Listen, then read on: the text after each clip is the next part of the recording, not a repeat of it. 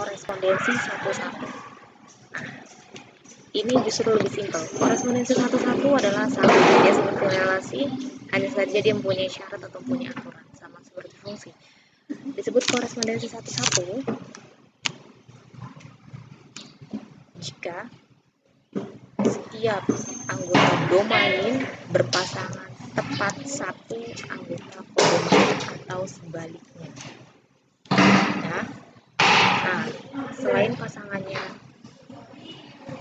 di sini harus baik domain maupun kodomain, pasangannya harus satu-satu dan tidak boleh sama. Berarti di sini selain syaratnya aturan itu, ada juga aturan ini. Jumlah anggota himpunannya harus sama. Kalau jumlah anggota himpunannya tidak sama, maka dipastikan itu sudah pasti bukan korespondensi satu-satu. Karena korespondensi satu-satu itu jumlah anggota harus sama karena setiap anggota memiliki pasangannya sendiri-sendiri. Contohnya seperti apa? Nah, ini saya berikan beberapa contoh. Di sini saya punya 3 contoh. Sebentar. Di sini saya punya 3 contoh ya.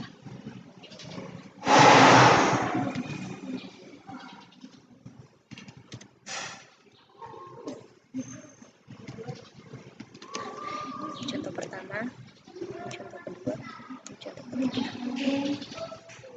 Ini disebut korespondensi satu-satu semua.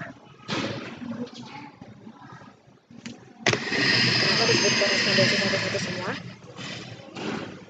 Yang pertama, karena jumlah NA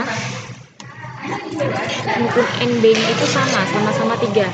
Ini jumlah anggota himpunan A-nya ada angka 1, 2, 3. Ini anggota himpunan B-nya juga 1, 2, 3. Nah, maka NA-nya menjadi 3.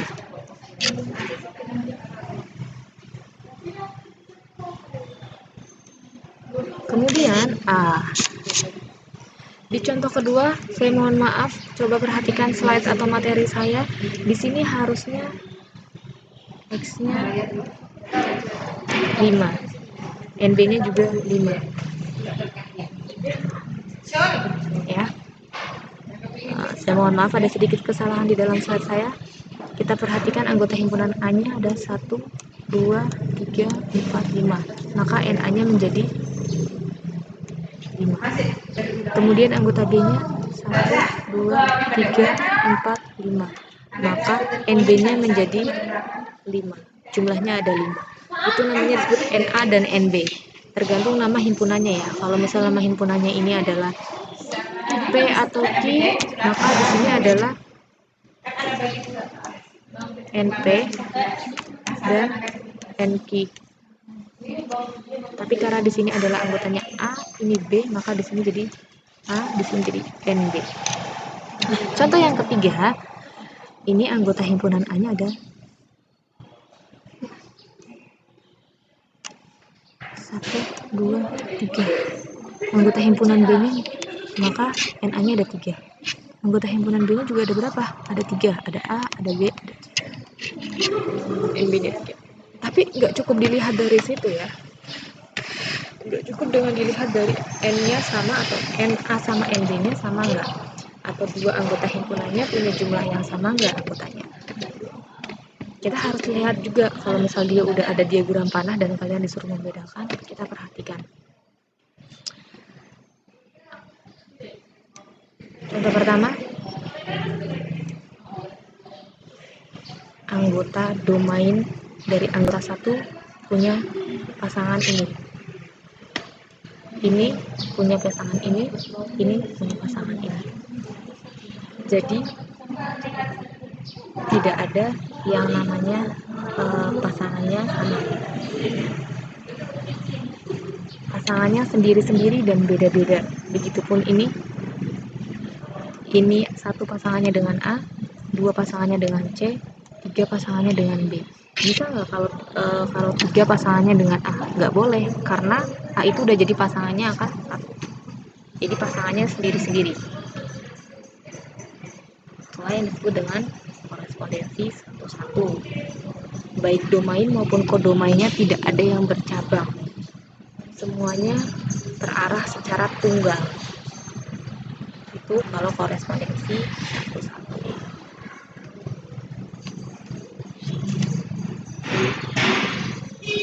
Nah, selanjutnya, selain daripada membedakan korespondensi satu-satu, saya juga akan memberikan sedikit penjelasan untuk kalian cara menentukan korespondensi atau jumlah korespondensi yang dapat terbagi itu ada berapa dari dua himpunan yang ada. Ini adalah rumusnya. Ini rumusnya.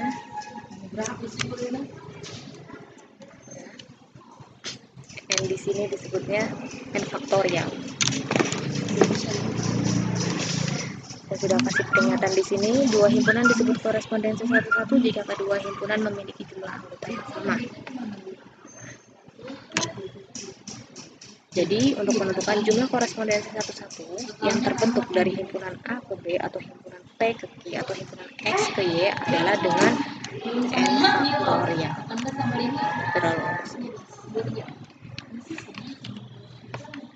Contohnya gimana? Di sini ada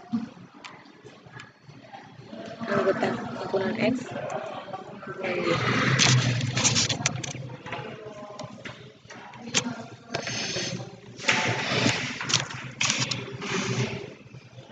Di sini ini saya mohon maaf ya, sedikit kesalahan, itu harusnya bukan himpunan A tapi himpunan X.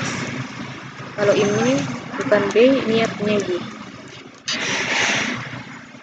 NA nya adalah berapa? NX nya berapa?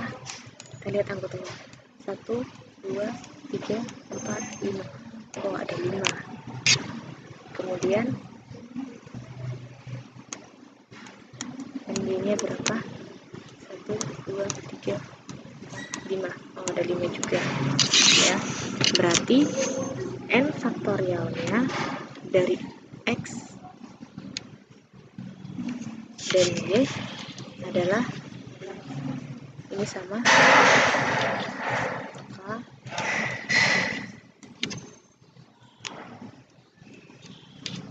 Nah, 5 faktorial. 5 faktorial ini sama dengan 5 dikali 4 dikali 3 dikali 2 dikali 1. 5 dikali 4 hasilnya adalah 20. 20 dikali 3 60. 60 dikali 2 120. 120 dikali 1 120. Tapi ini hasilnya. Jadi 5 faktorial itu sama dengan 120. Maka jumlah korespondensi satu-satu yang terbentuk adalah 120. Terus gimana kalau N-nya jumlah kedua himpunan adalah 3, maka 3 faktorial. Jadi 3 faktorial itu berapa? 3 faktorial berarti 3 kali 2 kali 1. 3 kali 2 dapat 6, 6 kali 1 dapat. Nah, hasilnya tetap 6. Itu kalau 3 faktorial.